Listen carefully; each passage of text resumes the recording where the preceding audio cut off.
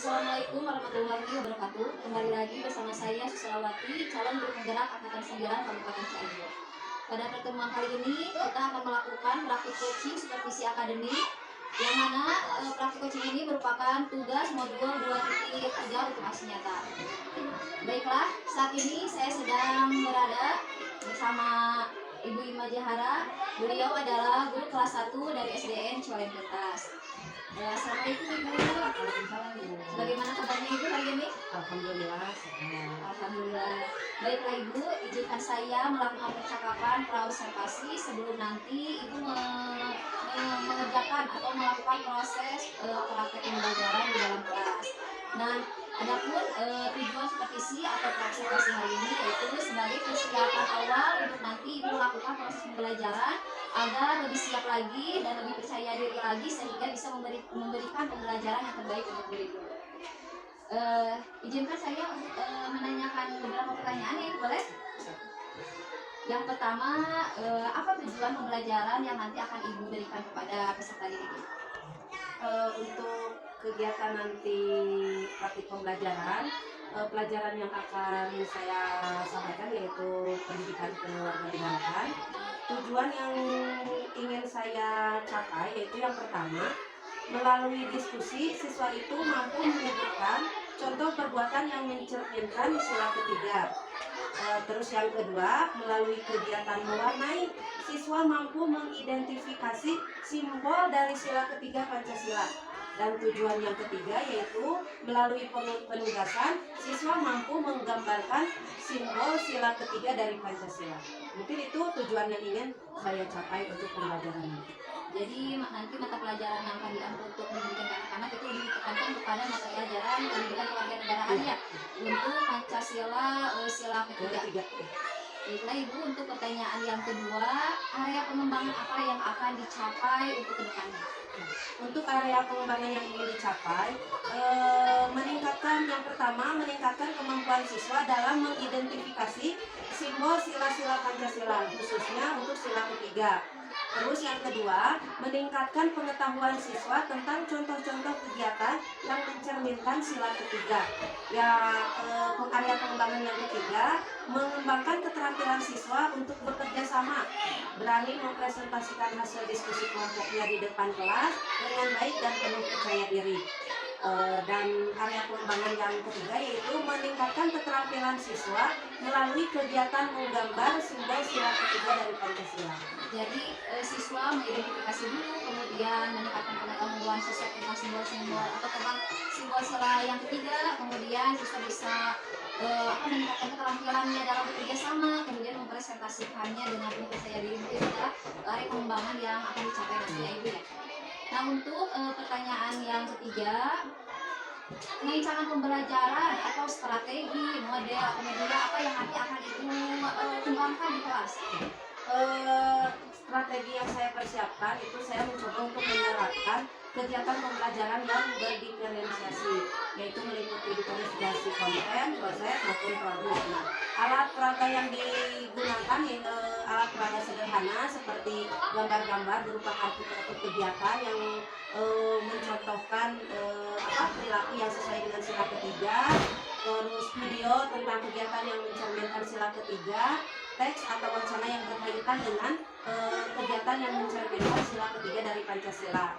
Terus saya juga memberikan kebebasan kepada siswa untuk membentuk kelompoknya sendiri sesuai dengan minat dan pemahaman siswa. Jadi ketika menentukan kelompok itu saya berikan kebebasan kepada siswa. Terus yang selanjutnya saya mendampingi dan memberikan bimbingan kepada siswa untuk menghasilkan produk berupa gambar maupun mewarnai gambar. Terus metode yang saya gunakan yaitu siswa yang pertama pengamatan, yaitu untuk mengamati gambar dan video. Selain itu metode yang saya gunakan juga penugasan dan diskusi dengan menggunakan pendekatan saintifik, yaitu mengamati gambar dan video. Dan metode yang selanjutnya yaitu mengkomunikasikan. Jadi siswa itu nanti mengkomunikasikan hasil diskusi mereka di depan kelas.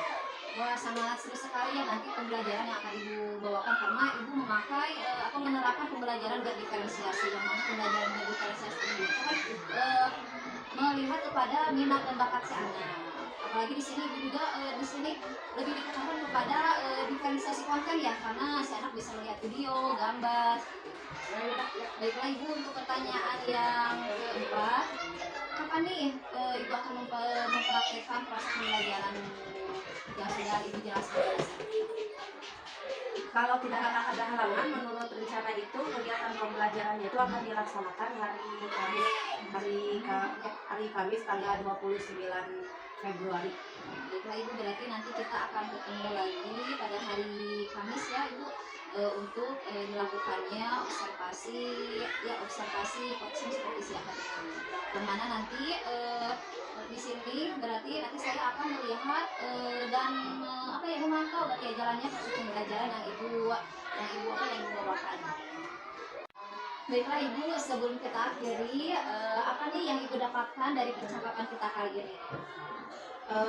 Untuk percakapan kali ini alhamdulillah ya banyak sekali hal-hal baru yang saya dapat, terutama dalam hal pembelajaran berdiferensiasi, karena ini merupakan suatu hal yang baru. Nah, dari percakapan ini saya mengetahui bahwa dari strategi yang saya terapkan ternyata itu lebih ke terfokus kepada diferensiasi konten. Nah, setelah percakapan ini juga saya lebih siap nanti insya Allah lebih siap nanti untuk melaksanakan praktik pembelajaran. Semangat ibu ya. Demikian percakapan kita kali ini, sampai berjumpa kembali di praktik coaching nanti dan pasca observasi. Assalamualaikum warahmatullahi wabarakatuh. Assalamualaikum warahmatullahi wabarakatuh. Bagaimana kabarnya hari ini? Allahu Akbar. Nah, sebelum kita belajar, seperti biasanya kita berdoa dulu ya. Tapi sebelumnya sambil bernyanyi dulu ya. So, tangan ke atas, tangan ke kiri.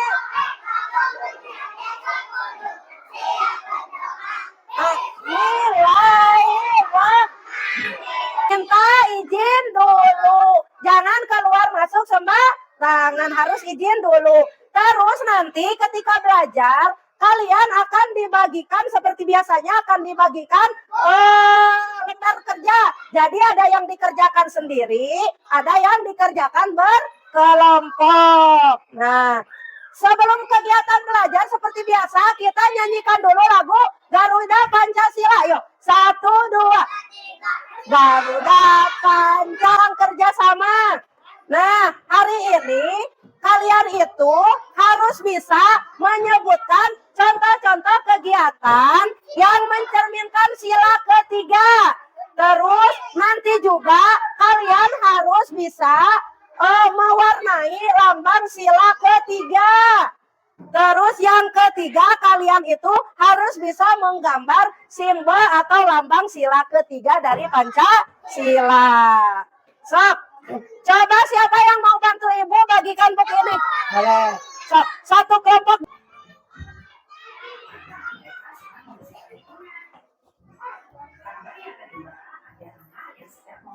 Sudah ya, kalian barusan sudah menonton video. Jadi, kegiatan membersihkan lingkungan sekolah itu merupakan salah satu contoh bentuk apa? Kerja sama, pinter Sair. Pinter, buat tepuk tangan buat Sair. Nah, kira-kira ada yang tahu gak? Itu adalah salah satu contoh bentuk pengamalan sila ketiga. Nah, sekarang ibu ingin tahu, kalian tahu tidak lambang sila ketiga? Lambang sila ketiga tahu? Pohon beringin. Nah, sekarang ibu akan bagikan ini, ada gambar-gambar ya. Ada gambar apa? Rantai, ada gambar? Ada gambar? Kepala banteng, ada bahan? Ada gambar apa lagi?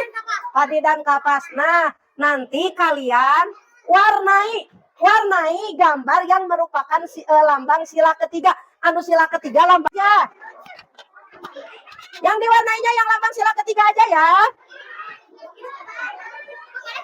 Jangan yang sila ketiga aja sayang. Yang sila ketiga loh.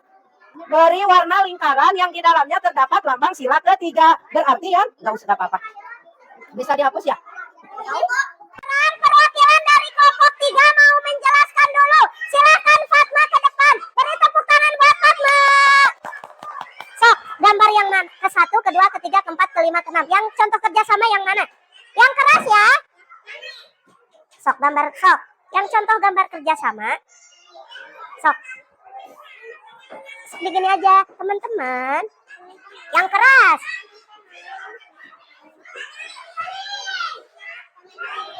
Ya. Contoh gambar kerjasama. Yang itu, terus yang mana lagi? Yang pertama, terus yang mana lagi? Iya, terus? Semuanya sama gak dengan punya kelompok karena sama. Jadi kalian sudah bisa membedakan mana contoh kerjasama, mana yang bukan. Tepuk tangan buat kelas 1. Mana belajarnya hari ini senang tidak? Senang belajarnya senang hari ini. Mau nanti belajarnya nonton video lagi? Oke. Kalian anak-anak hebat sudah bisa membedakan lambang sila ketiga, membedakan contoh kerjasama dan bukan. Ibu juga hari ini sangat senang belajar dengan kalian. Kalian anak-anak yang hebat, anak-anak yang pintar. Coba tepuk tangan dulu semuanya untuk kita. Untuk kegiatan belajar hari ini kita cukupkan sekian. Kita ucapkan hamdalah bersama-sama. Alhamdulillahirabbil alamin. Assalamualaikum Bu Ima. Apa kabarnya Bu? Alhamdulillah sehat. Begini ya Ibu, sebelumnya saya ucapkan terima kasih karena sudah menyempatkan waktunya untuk melakukan pasca observasi yang sudah yang akan kita laksanakan hari ini. Yang mana pada waktu kemarin Ibu sudah melakukan praktek pembelajaran dan di sini ada beberapa pertanyaan refleksi dari hasil pembelajaran yang sudah disiapkan. Yang pertama, bagaimana kesan Ibu setelah melaksanakan pembelajaran? Setelah kemarin melakukan kegiatan praktek pembelajaran, perasaan saya tentunya setiap kali melakukan proses pembelajaran itu senang ya, karena bisa berinteraksi dengan berbagai macam karakter anak. Nah, setelah pembelajaran kemarin banyak pelajaran yang bisa saya ambil untuk kegiatan pembelajaran selanjutnya.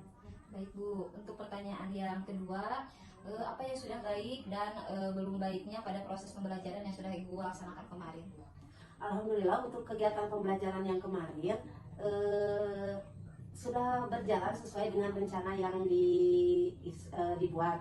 Hanya saja mungkin ketika pelaksanaan saya itu kesulitan dalam pengelolaan kelas, karena kan seperti yang Ibu lihat sendiri bahwa kelas yang saya ampu itu kan jumlah siswanya 60 orang. Jadi walaupun sudah di skenario itu akan seperti ini, tapi kan pada kenyataannya yang namanya juga anak-anak kelas 1 pasti ada saja yang bercanda, yang nangis lah, seperti itu.